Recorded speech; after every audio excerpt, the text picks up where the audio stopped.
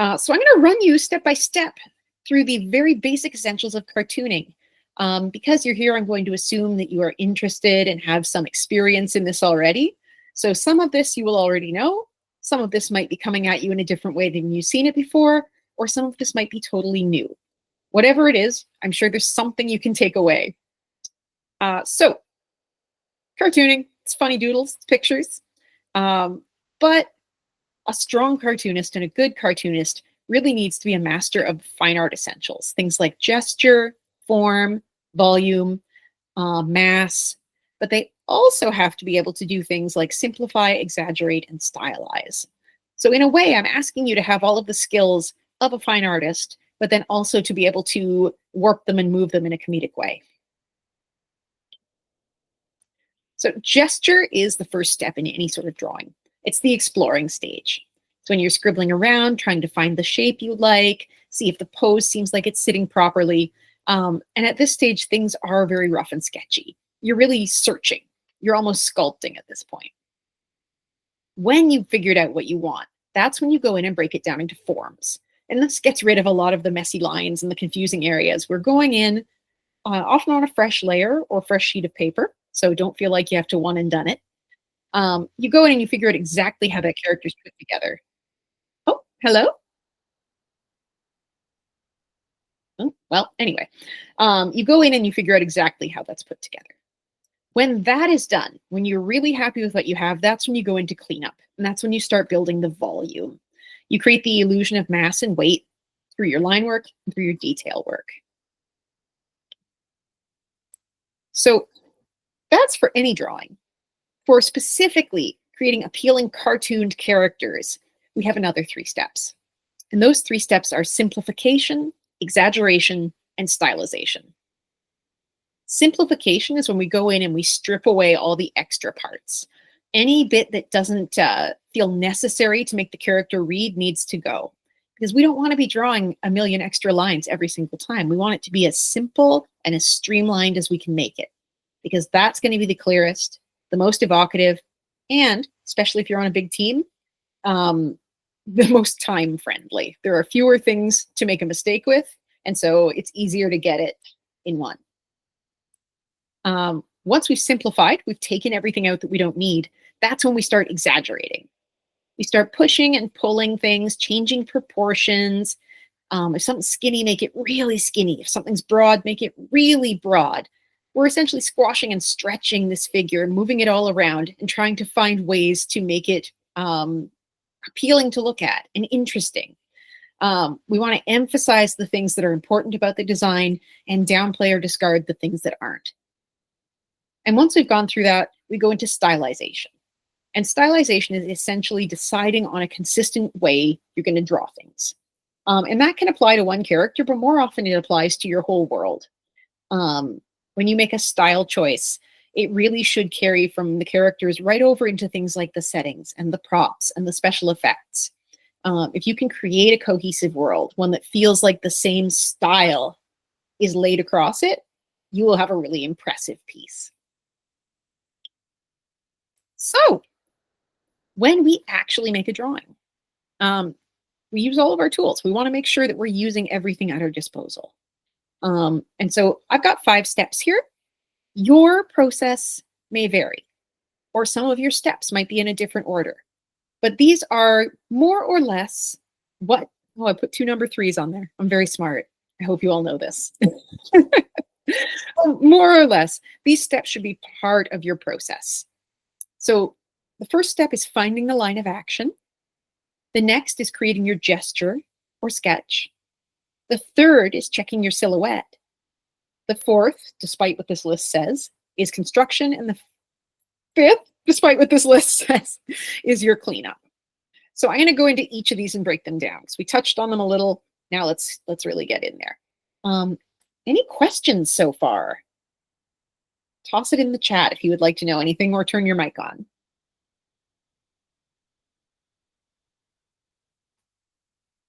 Okay.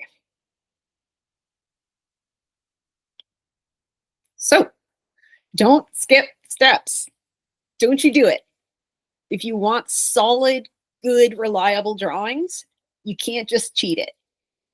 I want you to make sure that you are doing those steps, taking your time, figuring out the sketch, figuring out the pose, getting the proportions right. There's no need to rush. You can just enjoy this process, and this will really help you have more drawings that land than don't. So the line of action. You'll often see this shortened as the LOA or referred to as the force of the pose, but line of action is the most common term. The line of action isn't the spine of the character, but it does go with the flow of the spine. It can just also encompass things like tails, ears, hair, drapery. Essentially, it's the thrust of the image, the direction in which things are moving. Um, the way that line of action is moving forward, that's the direction of action. And if it's retreating, that's reaction. So essentially, we're just trying to make sure that our poses are um, they're less realistic than real body language would be, because we want them to be clearer. So we're using that line of action essentially to find the direction of our whole drawing. So an energetic line of action is what makes something interesting to look at, because if something is really symmetrical or really stiff, the drawing feels really stiff. And so you can see here in these Squidward drawings that when he's just standing straight, that's boring. We can make things more interesting and dramatic by having that curve to the pose. We can show where his attention is going by letting that whole body interact. Basically, the line of action defines the pose, but it also directs the viewer's attention. It should be telling you, like, here's the important part of the picture. Pay attention here.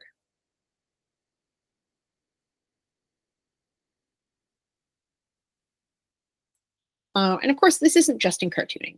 If you look at real humans, particularly if you're looking at something like dance or sports poses, you'll see those really clear lines of action as the body moves. It's a wonderful thing to study, and I really recommend spending some time doing those things. So the gesture stage. Gesture and line of action can happen simultaneously. They can happen as two steps. You're going to be finding your own organic place with this. But it's the energetic exploratory sketch where you're just figuring things out. You're not too worried at this stage about detail or proportion or really anything. You're just trying to find the energy of that pose, and the most appealing way to move that character around. So with this, um, don't go with your first gesture. Be comfortable making lots of drawings. Be comfortable making lots of cheap, quick little sketches till you find the one that's worth putting the time into. Pencil mileage is a big part of becoming a good designer, becoming a good cartoonist, just putting that work in, making those hundreds of drawings. So nothing is wasted. There's really, even when you're doing a drawing that does not turn out, that's okay, because you will have learned something from it. The trial and error will sort of count towards your pencil mileage. So silhouette. The silhouette test is a really handy one. This is what we do to figure out if our figure is reading clearly. Particularly when we're cartooning, we want less realistic poses, a little more dramatic, and very, very clear and theatrical. So if your figure is not reading clearly, you might need to exaggerate more, push the pose further to make it easy to understand. And the way to check that is to just black out the whole pose and see if you can still understand what's happening, even when it's covered up. So if with no detail, just that black outline, you can still read what's happening, great. That's a good pose. Good job. A+ for you. If it's muddy or confusing, like this second Jiminy Cricket here, then you should repose it. You should try again. Go back to the sketchboard, go back to making doodles, and see if you can create something that is really nice and clear and directed. The reason we want this is because we want dynamism. We want energetic acting and energetic posing. Like I said before, we don't want it flat or symmetrical. We want it to feel interesting, like it's doing storytelling work. So the silhouette check is the way to do that. The construction phase. The construction phase. Some of you are probably going to be gesture people, and some of you might be construction people. Equally valid. The construction phase is when we take that character design. Just flip forward here. Yeah. It's when we take our sketch and we begin to make it solid. We begin to think about the masses of the body, what's going on inside that sketch, how sizes relate to each other, um, how measurements relate to things. And we start to really nail down the rules about our character. When I'm doing this, I think of action figures. That's my real go-to, is to think of whatever I'm doing as, if this was a toy, if I could hold this in my hands, where would the joints be? Where would there be pivot points? Where could I move this action figure? Where are the biggest shapes? And by thinking about that, I'm able to move my characters around more easily and construct them more easily because I'm thinking of that 3D model in my head. Or sometimes I'm literally playing with a plastic model on my desk. However your mind works, this is a really handy cheat. It's good to think about the body broken down like a doll or an action figure.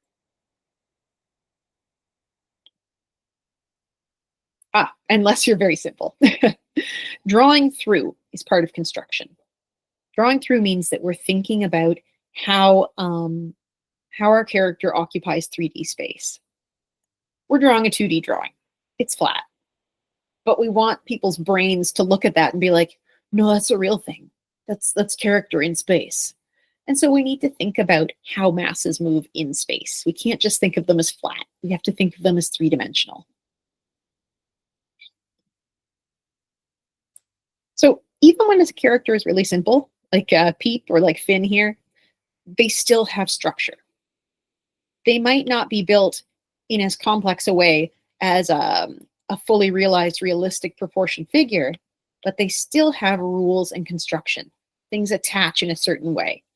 And as a designer, what you want to be communicating to your crew is how to build this character so they get consistent results. So the characters look the same and look like themselves every time they're drawn. If you can figure this out with simple shapes, that's when you're going to be happiest. In this case, Finn is essentially a soup can with pipe cleaners attached.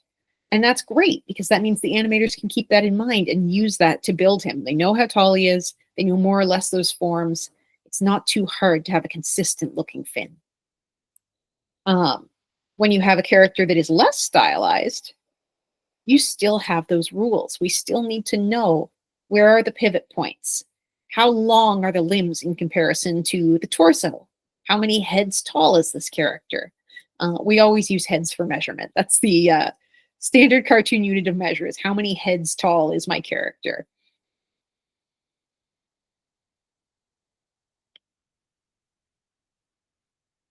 Any questions?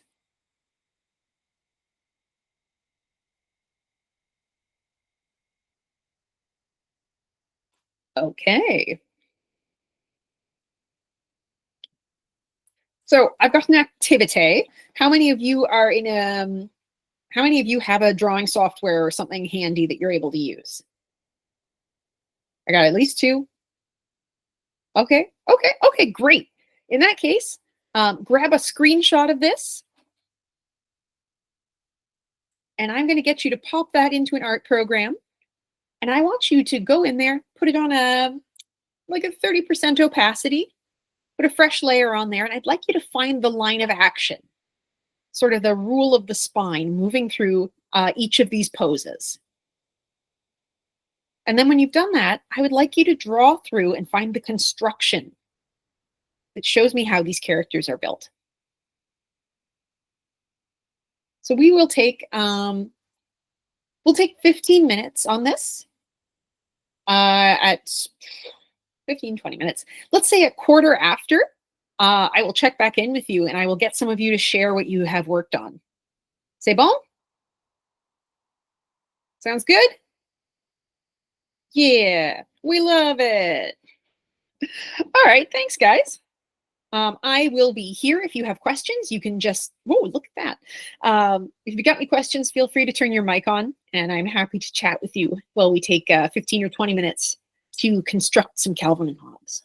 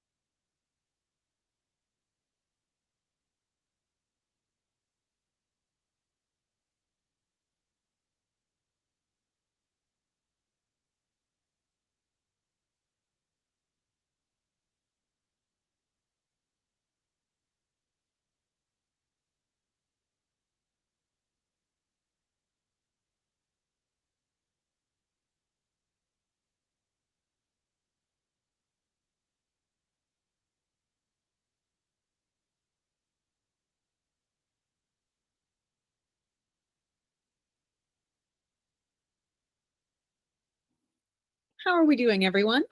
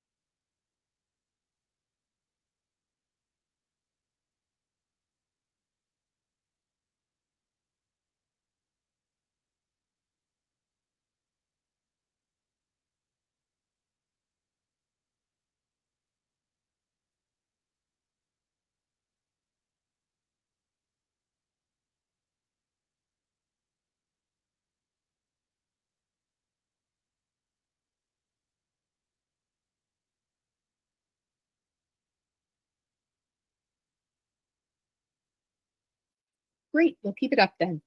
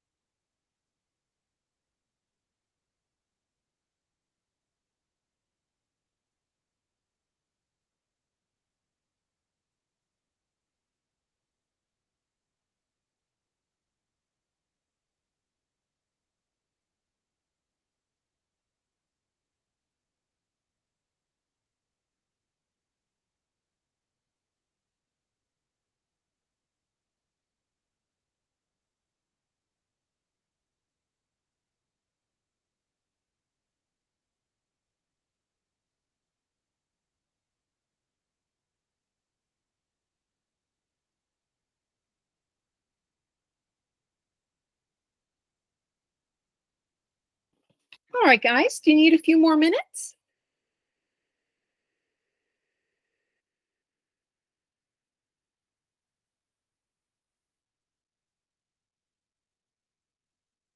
And if not, would anyone like to share what they've done?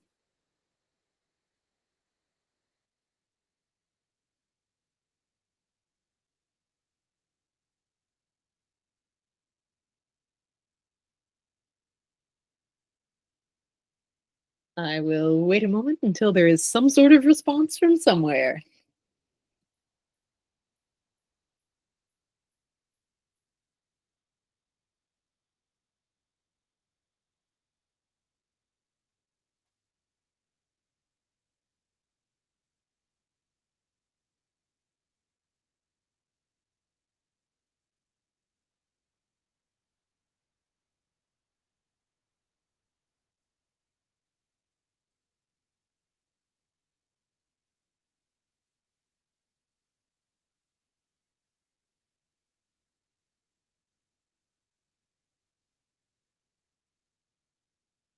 All right, I'll give you guys a few more minutes then.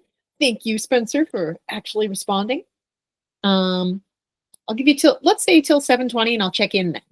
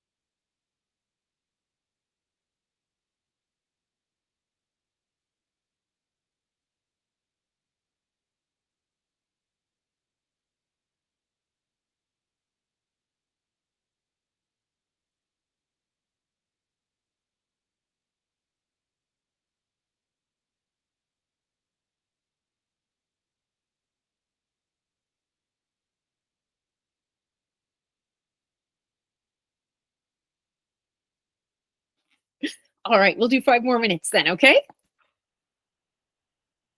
And then it's back to talking.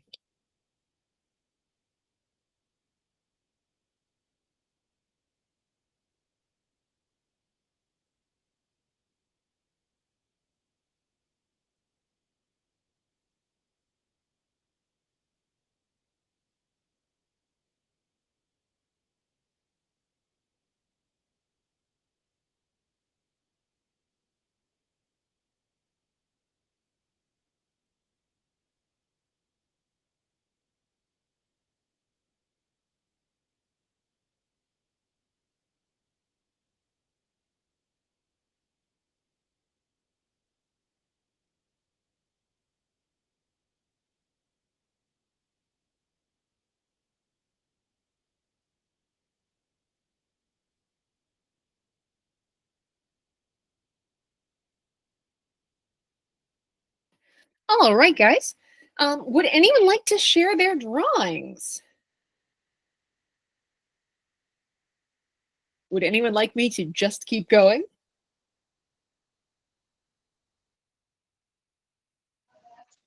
I guess I could. Oh, I would love to see them.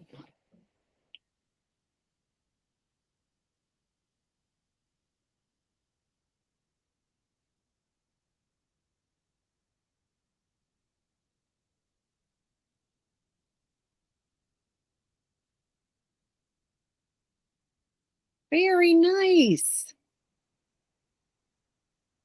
So everyone can see here how well looked at these are. Oh my goodness, layers. We've got that nice line of action identified in each of these poses. We can really see the action and reaction. And we've got beautiful construction done here. We can really see there's an understanding of how that long tube tiger body works. The mass of Calvin's little head there. This is very well done. This is really good. Milena, is that your name? Yes, that's my name. Beautiful work. That's Thank exactly you. exactly what we're thinking about. Do you have a lot of experience with this? Um, I'm just a really good visual learner. Like if I see something, then usually I'm able to do it. I hadn't really thought about breaking down my stuff like this, but when I saw it, I was like, oh, I get it. Fantastic. I'm so glad to hear it. All right, guys. Unless anyone else would like to show what they've done, I'm going to move us forward. Anybody? All right, tally ho. So detail work. Um, once we have done all of these steps, that's when we can get to the detail work. Let me just jump us back. Here we are.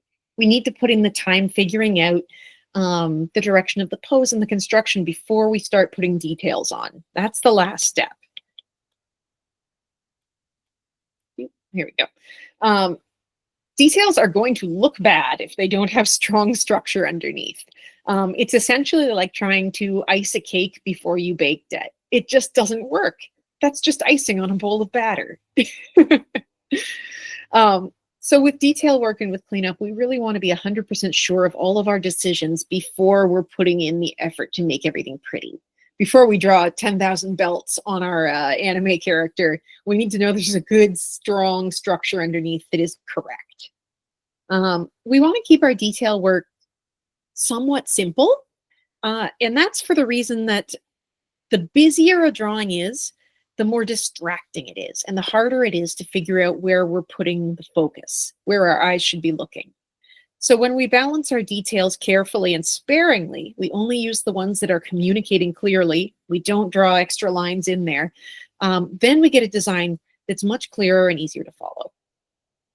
When we put a lot of extra line work in, it has the side effect of making things look either very busy or aging a character a lot. So you need to be really considerate about the kind of line work you use for your details. All right. So shape language. Has anyone heard of shape language before? Yeah, good. Okay, I like you too. Oh, I like you four. Great. Um, so using shape language is really one of the essentials of character design and cartooning. And I don't mean that it has to be that simple, you know, circle character, square character. It doesn't even have to be as broad as it is here in these Song of the Sea designs. Um, Shape language can be applied very subtly or very broadly, but essentially making use of simple shapes to build character designs with a strong design element is a big part of what we do as designers. Using a shape to direct the choices we make with a character is a good way to make it feel cohesive. To make it feel like, oh, okay, there was a style direction here. There was an intent here. And that can really help with our design work. So let's talk about shapes and character traits. What character traits do we attribute to major shapes? What kind of vibes do the shapes give us? How do we feel about a square? It's solid, right? Looks pretty reliable. It's not going to tip over. Hey, it's not super exciting. It's not really going anywhere, but it's a pretty reliable shape, yeah? Strong. I like that, Mark. How about triangles? How do we feel about them?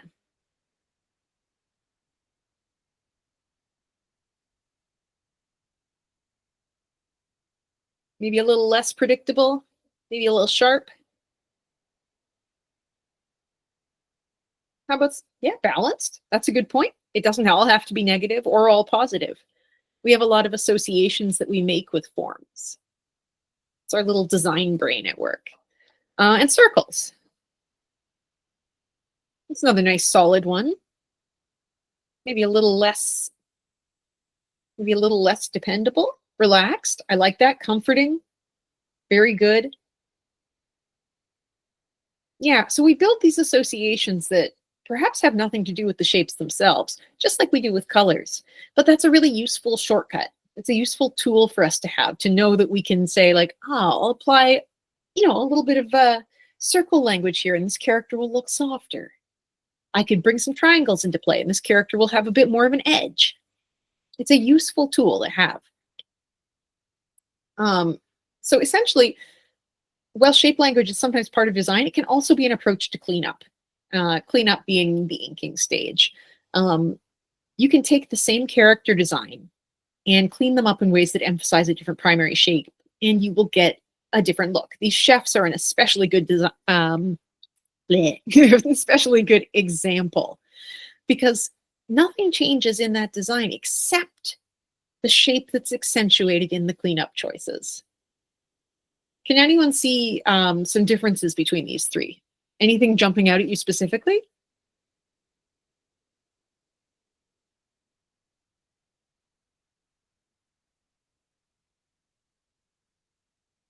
The body shape? Yeah. Oh, the demeanor. What I would love to hear more about which demeanor you feel each of them radiates.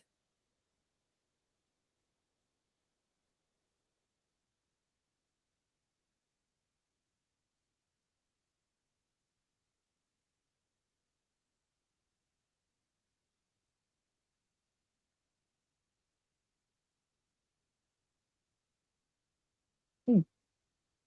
Good. Yeah, I can kind of see that. Hmm. And a nice thing about the line where the code is, like the sharpness of the square versus the roundness of the circle. Very nice, Lex. Yeah, there's a lot going on here. And it's so simple and it's so subtle and it's so effective. Yes, yes, it is, Pansy. The shape language is really thoroughly carried through the entirety of the design. Yep, right into the facial features, right into things like the line work on those pants, the way the shoes are handled, even the forms of the hands. It's down to every little detail and it makes it so cohesive. Yep, ears and mustache. Um, and this is kind of nice because this is also really useful if you're designing background characters or crowd characters, in that you can use different shape language cleanups on similar figures, and it'll give the impression that you have a more diverse back group, that you have more individuals present. So that's a nice little cheat for those of you who are in the advanced class. So we are going to draw again. Gosh, it's almost like it's art school. um, I will say 15 again, but we can expand that if we need to. I would like you guys to draw 3 characters using simple shapes as the guide for each one. That can be very simple or it can be a little more complex. But show me 3 characters that are guided by the circle, triangle, and square. Feel free to pipe up and chat during this time or to ask questions. I will be here. I'll have the mic off unless I'm needed. Now let's spend a little time making some drawings.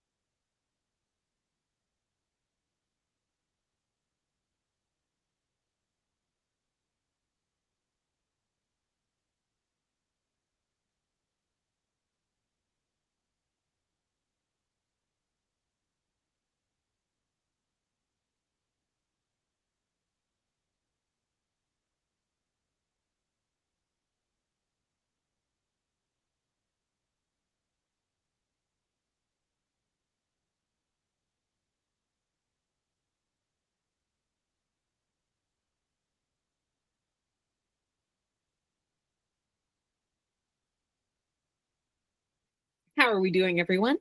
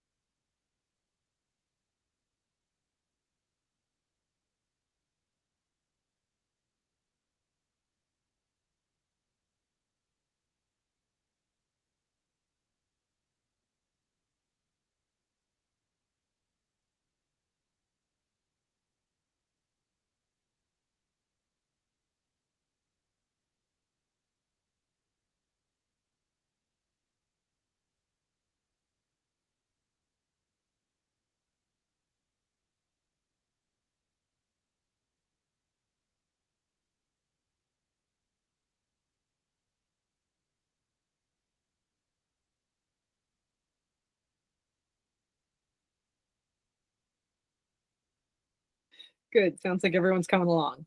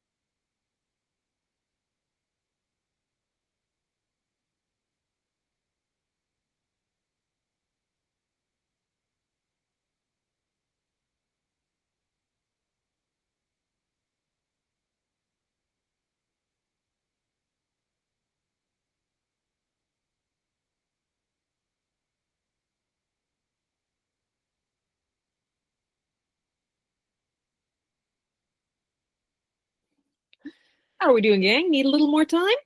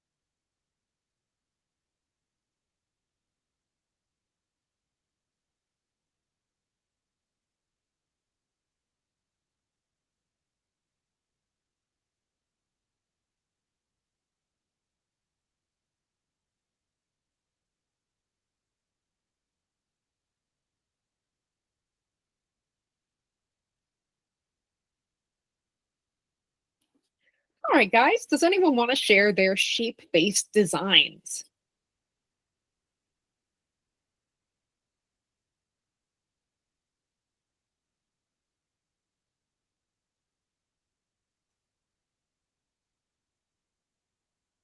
Does anyone need more time?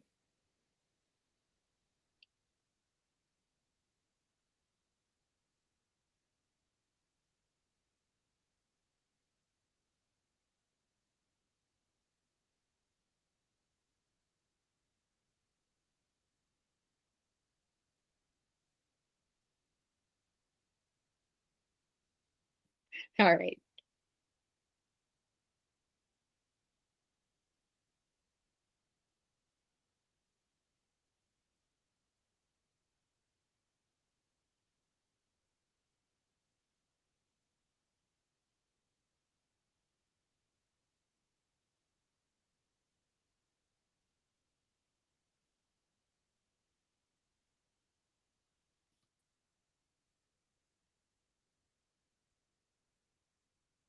Okay, guys.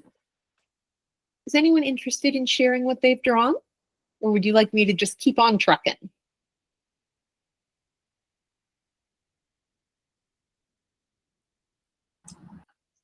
I could share. I'm just not sure how to on Zoom. You should be able to share your screen, or if you would like to, you could see if you could post it in our in-call messages.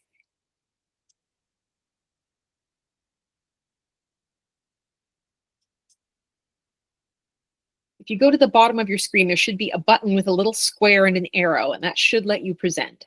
Oh, okay.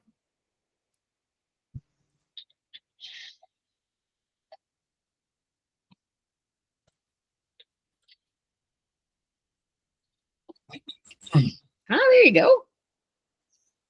Oh, I love them. This puffer fish is so fun. Talk to us about your thoughts as you were designing this. Well, kind of wanted to go with a bit of more like a woodsy theme. So you've got all these little animals living in the woods. So you got a beaver. The first thing that came to mind was like the big square teeth, and is instead of doing a round tail, he's got a square tail. I like it.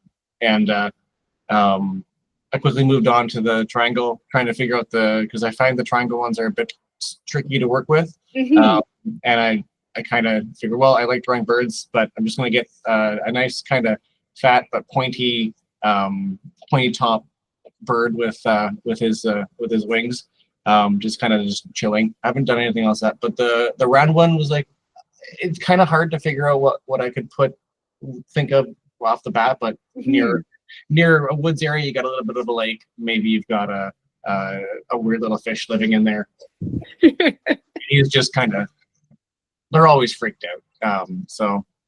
And skittish. Particularly like what you did with the triangles and the bird. Because we were talking about triangles as sometimes being used for a sinister character or something with an edge, but this is so friendly and still so triangular. It's a really lovely use of those shapes. I think that's really a very sophisticated approach. I like it a lot. Thank you. Would anyone else like to share their drawings? I guess I could again. Yeah, let's have a look.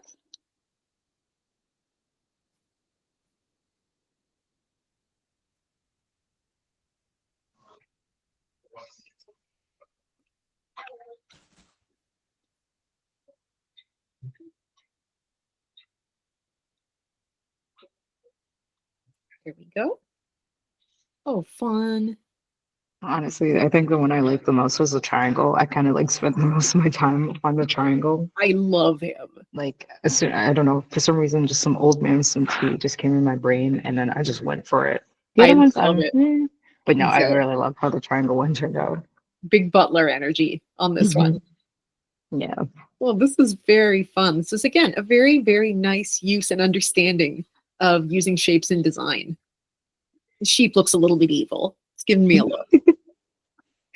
Oh, it's those sideways pupils. Yeah. I need to work on my animals. No, this is lovely. Again, like I can see I can see your thought process here, and I can see what we've been discussing being brought to the page. So I'm quite delighted. Okay. Would anyone else like to share what they've done?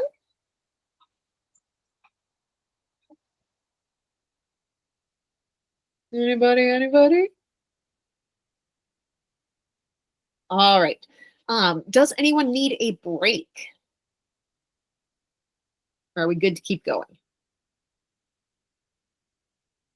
Thumbs up. Is that good to go? Okay. And not break. Okay, I'm going to assume I'm correct. Yeah.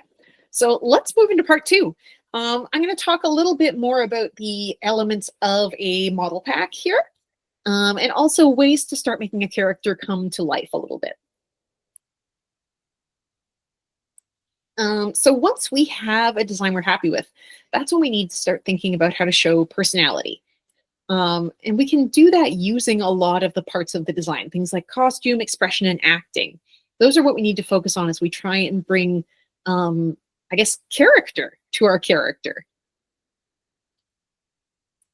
An expression sheet is part of the model pack, and it's one of the ways that we show how a character emotes.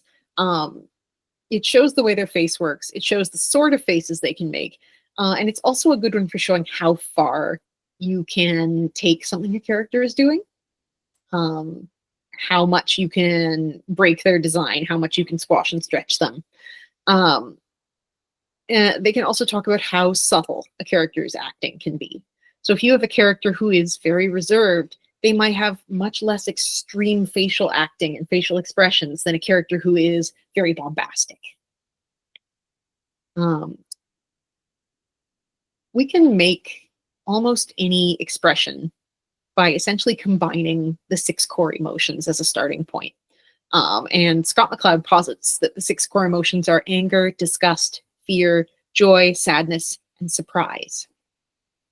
And these can be turned up or down in intensity. If you turn fear down, you get anxiety or nervousness. If you turn sadness up, you get grief.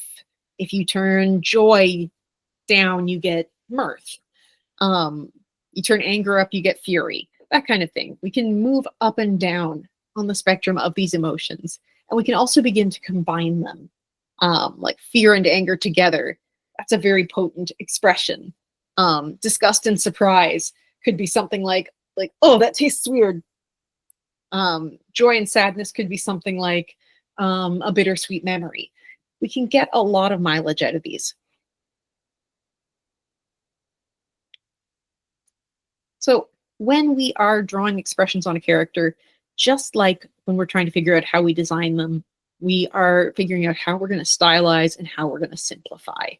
We only want lines that communicate what we want to be communicated. There's no extra lines here because extra lines would only take away from the clarity of the expression. They would make the character look older, or they would add less clear indicators. So by eliminating extra lines and keeping it just down to the bare minimum, we get nice, clear expressions. Our little monkey brains are really well trained on what to look for in facial expression. That's one of our survival traits, is being able to more or less read a face fairly quickly. Some of us to greater or lesser degrees. And when we keep things very, very clear and simple in a character design, and when we're cartooning, we just make that even faster for our mind. We make that even faster for the viewer. And we also make it easier for people to project a bit onto this. The simplicity of it lets us mentally project ourselves in a way that is harder when there's more detail. The more specific a character is, the harder it is to identify with them. Whereas when we have that sort of blank space left a little bit, it's very easy for us to sort of project our own emotions into the space. So that's expression sheets. Action sheets or attitude sheets are when we do the same thing but with the whole body. That's how we show the character's physicality, their limitations, their extremes, their abilities. And it lets us try and figure out ways we can show the character's personality in the way they move. So the way this character moves, we're getting a lot about who he is. The way he moves is very different than the way she moves. These are characters that have a different physicality. They give us a different impression by the way that they move their bodies. And that's the thing I always like to think about. Is there a little tick I can give a character that'll be uniquely theirs?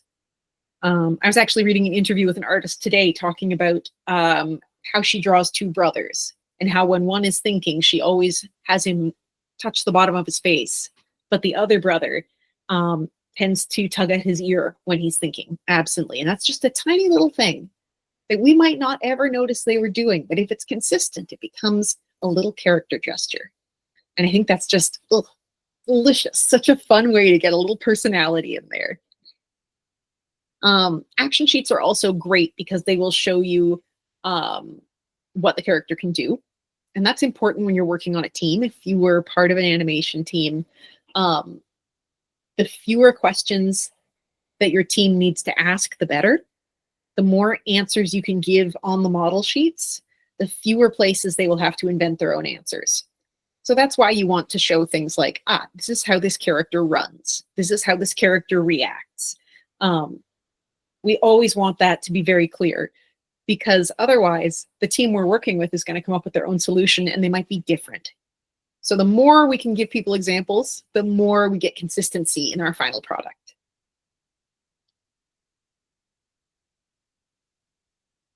So another place where there's a lot of space to show personality and make things quite interesting is a costume sheet.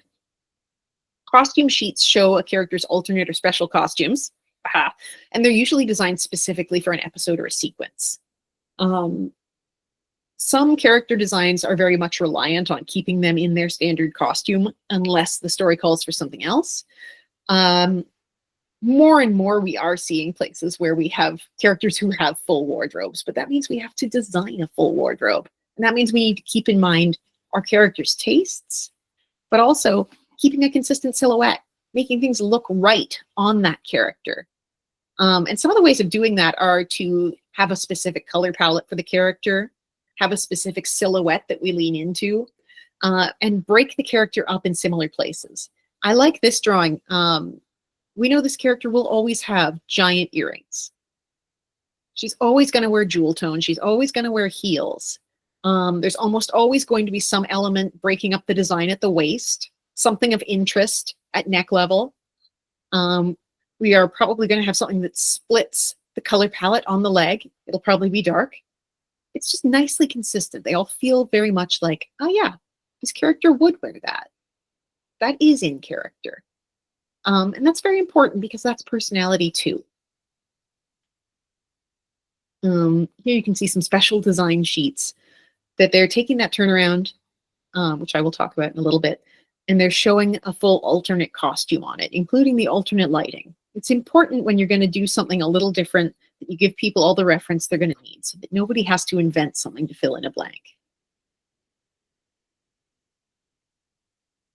Now, what I like about costume is how much plot and personality you can shoehorn in there. There's a lot to think about when you're costuming a character. We have to think about functionality. What do they do? Where do they live? If they are all scuba divers, ballroom gowns are not going to work. If they are all crime fighters, probably no high heels. Wait, nope, sorry, my mistake.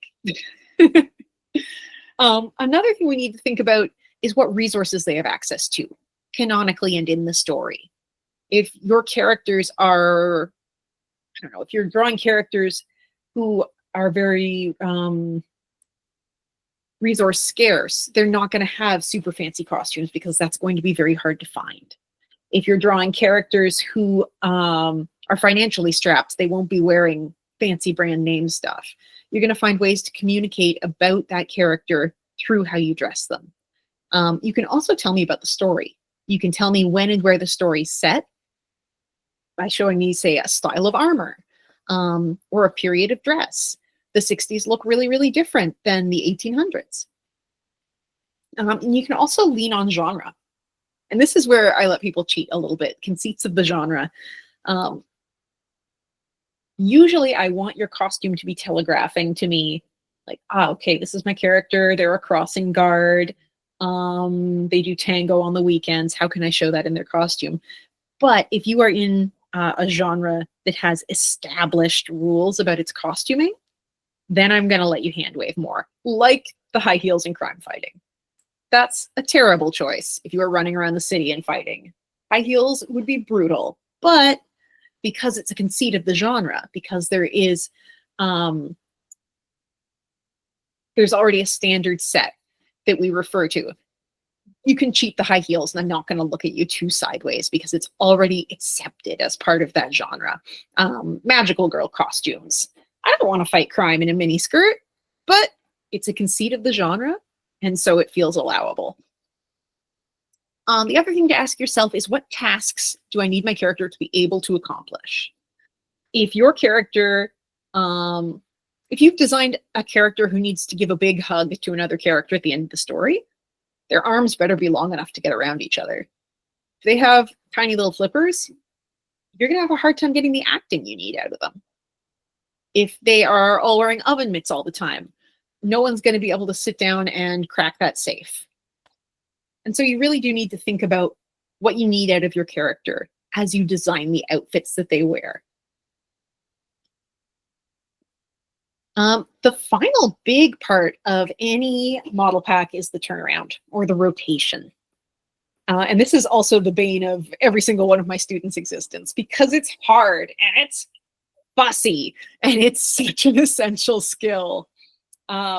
Basically, this is a tool that shows our characters from multiple angles. We're paying really close attention to the proportions. We're making sure everything is staying still. It's placed where it should be in relation to everything else. Because we would like this, ideally, if we animated this, we would like this to rotate perfectly. Ooh, me. With no jiggling or jumping. We want everything to sit where it should and to feel real and dimensional. And the way to do this is to make good use of your guidelines. Layers and guidelines are really the key to creating a functional turnaround. Every detail that you bring into play, it should be anchored with a guideline, so that as you are drawing your turnaround, as you're drawing your front, 3/4 side, 3/4 back views, things are not changing position. We want the eyes to stay where they should be.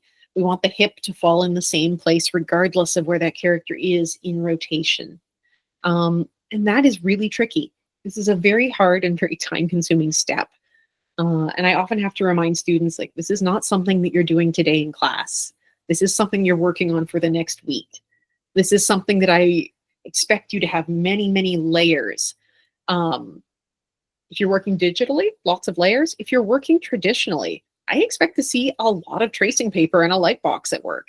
This is not something you can pull off on one sheet of paper. It's tough. It's got a lot of revising as part of it. But basically, our goal here is to move the figure in space in a seamless way. And again, this is so no one has to invent anything, so that no one you're working with needs to figure something out on their own. They always have something to refer to. Or if you're a solo creator, this is for your reference so that you can be more consistent with your character. It's good to have this on hand. I like to keep them pinned above my desk because it's so easy to go off model, and having this just to remind yourself, excellent tool. Oh, yes. For most character turnarounds, should the pose be mostly in like an A pose, just so it's like very simple? It can be. We've seen a few different eras of character design with poses. Initially, it would just be a collection of poses pulled from the actual project. Then we went through a standard period where things were very much like hold it in the same pose and it rotates. But now we see a little more looseness brought into model sheets, and we often will see a little variation to the pose as it rotates. In this case, you can see that some of her leg positions and some of her arm positions do change on this rotation. And this has become more allowable in the digital era, which is very interesting. The pose should be pretty static. You should have a nice, clear head-on pose to work from. But we're not as married as we once were to it being exactly the same pose rotating. Does that answer your question? Yeah. Yay.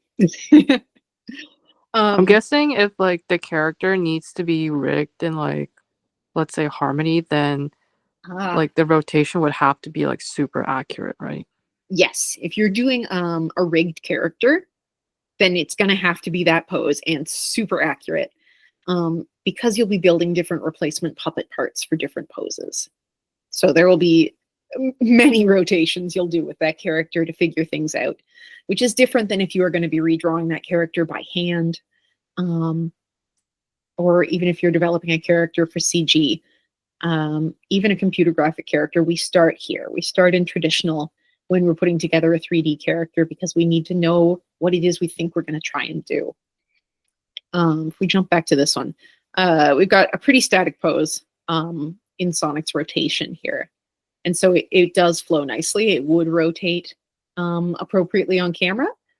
But another thing that's interesting here is that they've had to cheat his spikes. That's not actually how they would move in perspective, right? But here we have to have a solution for how we handle this character head on. And that is kind of the bane of a character designer's existence. The head-on pose is the worst one. Most characters are designed to be seen at a 3/4 angle. That's the most common pose. You can see that's the color pose here. That's the pose here. The 3/4 angle is the sweet spot for character design. And that's what we design for primarily. That's our main angle. And so that sometimes results in forbidden angles with some character designs. You never want to see The Simpsons straight on. It just doesn't work. You never want to see Peppa Pig from the front. That just doesn't work. So when we have a character design limitation like that, that's when we're allowed to have a cheat. Yes, Phineas and Ferb, you're absolutely correct. And with some characters' haircuts, we're also allowed to cheat. I remember watching Pokemon as a kid and being like, all right, where's Misty's ponytail anchored? I can't tell. And this is very much like an upfront thing with a lot of character designs. Mickey Mouse's ears do not rotate in space. And you can find old cartoons where he turns and the ears just pop to the other side because he's designed to work at 3/4 and he is not meant to be seen from those other angles. So deciding where you're going to cheat and when you're going to cheat, that's at your discretion as the designer. But you should have an answer, basically. Again, so that if you're working with a team, they are not going to have to solve this problem themselves and you wind up with inconsistencies. But also, if you're working on your own, it's kind of a time saver. If you solve it ahead of time, then you won't find yourself pausing in the middle of work and having to stop and figure something out. It's useful to do ahead of time. The last stage when we're creating a character illustration like this is cleanup. And that's where we make everything look all nice and polished. With cleanup, first we need to make sure everything is on model and the proportions are correct. And then we're able to go in and do that really nice line work where we're so certain of the masses that we're not guessing. All decisions have already been made. This is a pure craft moment. You're just getting in there and putting that nice, clean line in there, figuring out where the weight of it should be, where it should be thick and where it should be thin. And this is one of my favorite stages of design because this is the stage where my brain no longer has to participate. And I can watch TV or listen to podcasts while I ink everything because it's very much a muscle memory thing. This is work for my hands and not for my brain. So we do have time, I am thrilled to say, to do some character sharing and drawing. So we can either make use of the character designs that we brought with us, the ones we did earlier in class, or you can design a fresh character or make use of a character that you have. But I would love to see your character. If you can design your character for a 3/4 view, I would like to see a front and a side view to go along with them. You can use one of your shapy critters, or you can bring me something that you've done before or that you've created for this class. But let's see 3 character poses, 3/4, front, and side, and see if you can show me some personality in there. I'll check in with you guys give it 15 minutes and I will check in with you. And if we need a little more time, we'll still have some, and then we can move into the Q&A. Everyone feel okay about that? Yay. Oh, I love it. Love this little thumbs up storm happening. Yay.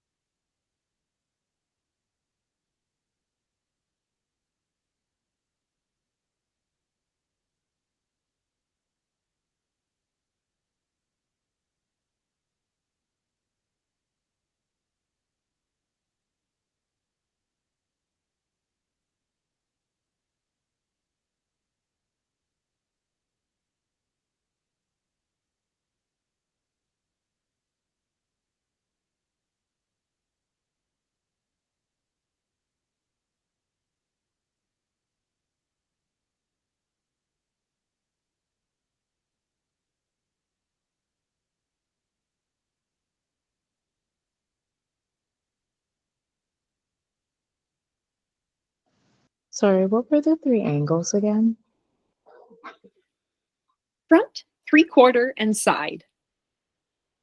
Okay, thank you. Generally speaking, I always say work from the 3/4 angle first, since that's the sweet spot.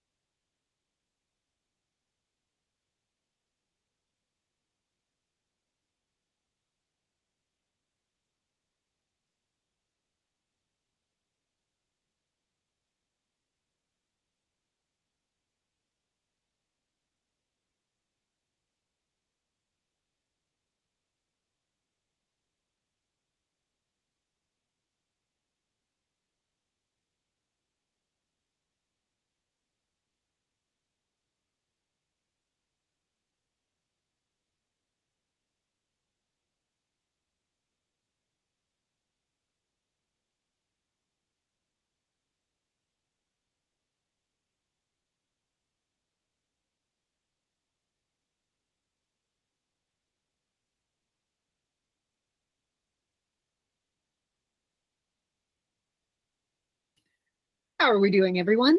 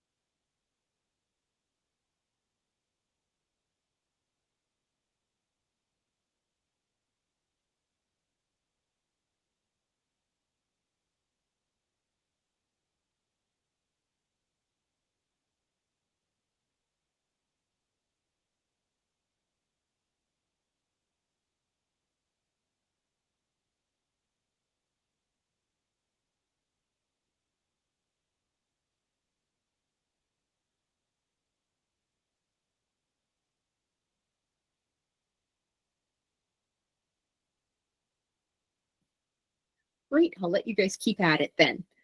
In about 10 minutes, I think we should pivot to just doing a little Q&A before we go, but you can always draw through that too.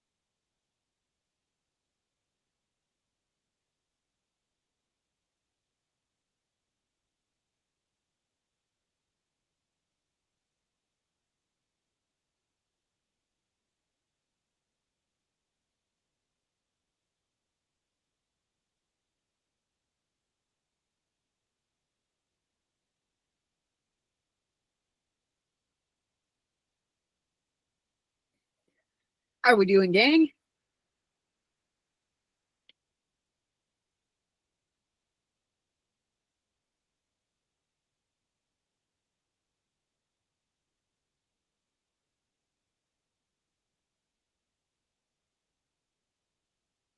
Good.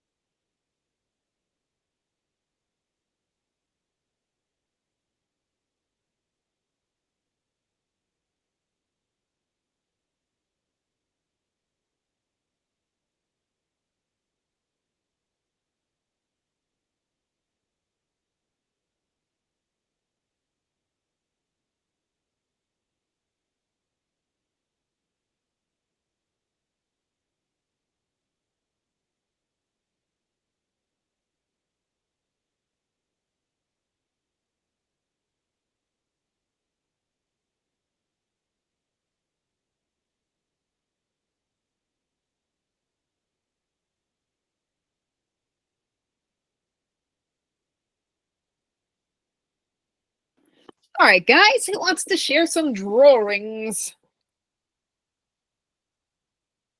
Yes, let's see them. How do I? Oh, okay. 1 second. There should be a share screen button for presenting at the bottom, square with an arrow in it.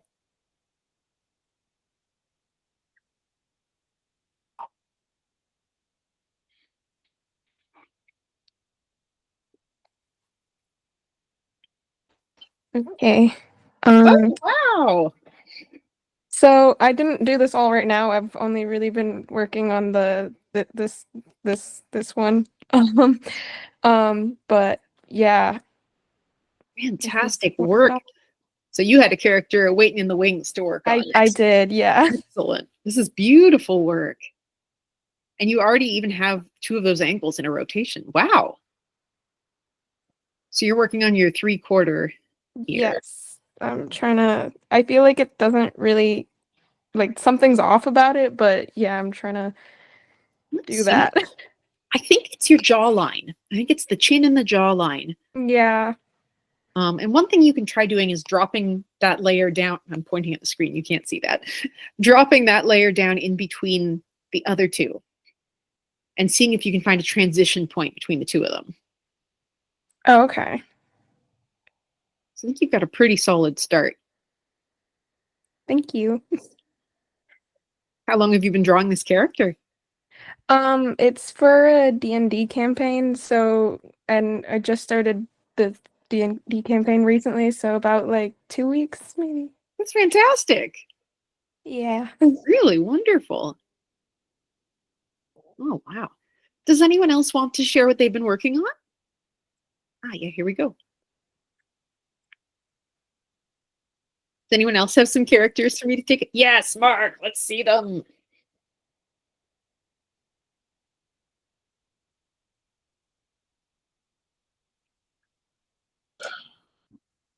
The triangle bird. Yeah, I kept with the triangle bird. You said you liked it, so I figured I would try and mash this out. I do. Yeah. He looks very dopey and kind of stupid, but at the same time, he's just either going to be really slow or very fat. I mean, like you kind of just want to keep him in a cage and leave him in your house, and put him on your shoulder. I had an uncle who had several birds throughout his lifetime, and they would always sit on his shoulder, and he'd feed them potatoes during dinner. Potatoes. Yeah, the thing like potatoes for some reason. Yeah. I've always heard that most birds consider your head to be you, and the rest of you is some kind of strange perch. Only him. The bird would only perch on him. Nobody else. You couldn't go anywhere near it.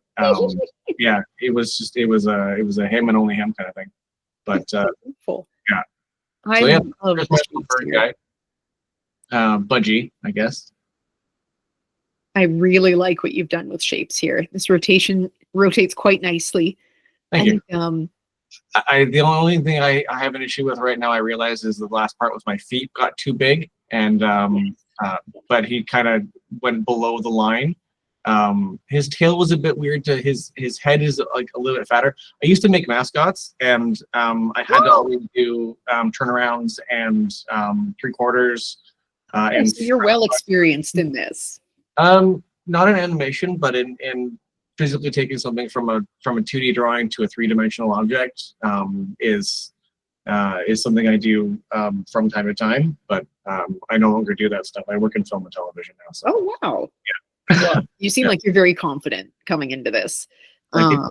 I like how this rotates. I feel like the head mask is changing a little bit. I feel like the 3/4 might be the one that's the odd man out. I think the front one's a little bit odd because he's kind of losing. It's squishing in the top of his head between his eyes, but it's also giving a bit of it. It's keeping that cheekiness to him, where you don't see that from the side view unless you cut down. Yeah. Here. It's a tricky one. Beaks are very tricky. Here. Yeah, but keeping the beak big means that it's going to be the thing you're going to try and look at. Whereas, yes, his beak going front on, you don't see the depth of the beak. Right, one of those forbidden angles. Yeah. Beautiful. Thank you. Both of these are so fun. Who else has something they'd like to share?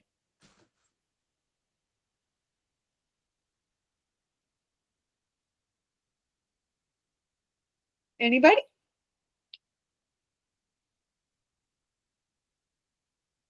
Come on, more than 2 of you made drawings. I know it.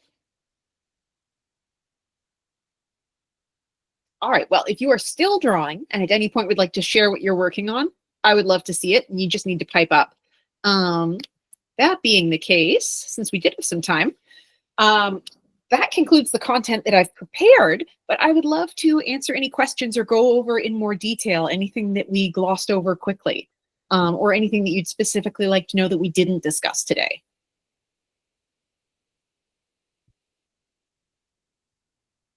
I had a question about characters. Like, for instance, one of my OCs has several designs based on his age. So he has like kind of like a basic design when he was younger, then he has a young adult, and then kind of his current version. So how would I go about doing that? Would I make separate character sheets for each of that, or You would and have then a do all separate together? turnaround for each of those. Absolutely. Okay. The thing to think about as you do a design like that is what consistent element can you keep at play to keep your character iconic and recognizable? That could be making use of symbols or keeping your shape language really consistent, making fashion callbacks, color palette, anything you can do to anchor the fact that this is the same character at different points in their life. Okay, thank you. All right, anyone else? I am happy to spill the beans on whatever you would like to know. And I would also love to hear if this was too simple, too complex. It's very hard to know who is going to sign up for things, but I would love your feedback.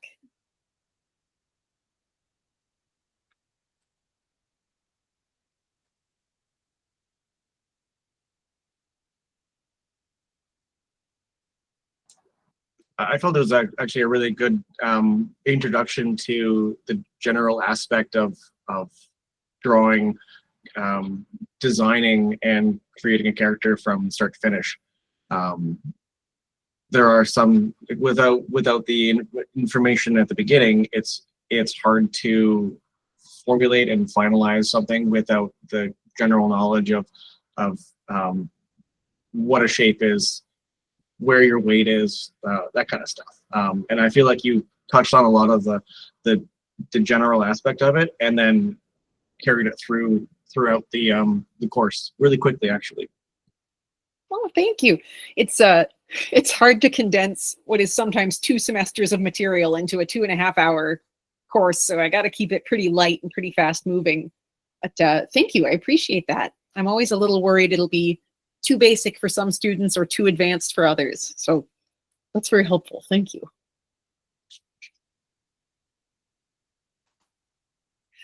What brought all of you to a character design workshop? Are you looking for professional development or thinking about taking a course? Just somebody who enjoys cartooning? I've noticed I've got about 10 or so weeks off in a year where I could, if luck happens that I'm not working, I could then transition over to like a 10-week course and take time off of my job to put towards like a small, 10 weeks of drawing and I'm not sure how daunting that is if I haven't been in it for a long time. But I know that there's just a lot of with my industry sometimes shutting down or possibly like not having a lot of work going film forward. and TV is a little sparse right now, isn't it? It's busy, but last year it wasn't. But Mhm. it's everything's coming up here, which is great. But we had 2 strikes all sort of back to back, and it worked. And I'm like, what do I do? I have an art background I can fall back onto, but I haven't been in school for 10 years. I've been doing physical practical effects. Like it's just, I need to go and relearn everything or just brush up on my skills. But if I want to get work in this, I have to have something to show for it, whether it's a diploma or a couple of courses and word of mouth from friends who could possibly get me in somewhere else. So this is one of those good industries where your portfolio speaks for you. Yeah. And like, yeah, court certificate is great, a degree is great, what have you, but it really, really is a total meritocracy. Mm-hmm. So if taking a course is what's going to help you build a good portfolio, perfect, do it. But if you're a person who is really good at being self-directed, the material is out there for sure. I learn a lot on my own, whether it's from taking information, watching videos, watching YouTube, watching Twitch. Twitch is big right now where you can just watch people work and put it on the side and not have to listen to them. And you can cruise around and just open up all these different windows and see what people are doing and leave and come as you go. And I find that to be really interesting. It's a bit more niched because you're not having to search through YouTube, whereas in Twitch, it's like you want the drawing channels, go and search the drawing channels. You want the sculpting channels, go and watch people sculpt. Yeah. That's fascinating. I've got a couple comments here. Spencer says they're considering going into concept art and design, specializing in characters, and wanted to sneak peek into the basics. Welcome. I am as basic as they come, friend. And Lex says, oh, bye, Milena. Thank you so much for contributing, showing us your wonderful work. And I hope you have a great evening. Thank you, you too. Thank you. Sorry, Lex says, I'd love to create a comic book series someday. Yes. So getting as much help as possible is good. And it's fun, lol. I love comics, Lex. I am so happy in my field. I trained for animation and always felt a little bit like, oh, I didn't reach my potential. I didn't do it. But truthfully, I love comics so much more than I ever loved animating. I really recommend it. It's a great field. And there are so many different levels you can come in at. You can be making web comics on your own, totally free. You can agent up and be looking to publish. There's just a million different ways to make comic books. It makes me so happy. Oh, anybody else?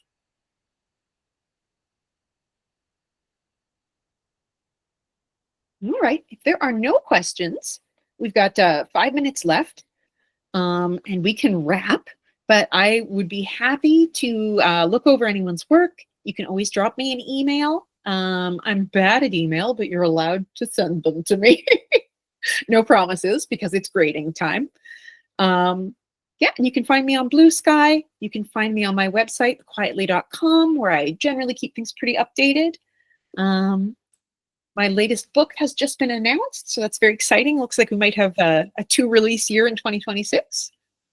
So if you keep an eye on me, come out to some book launches. Anybody else have anything?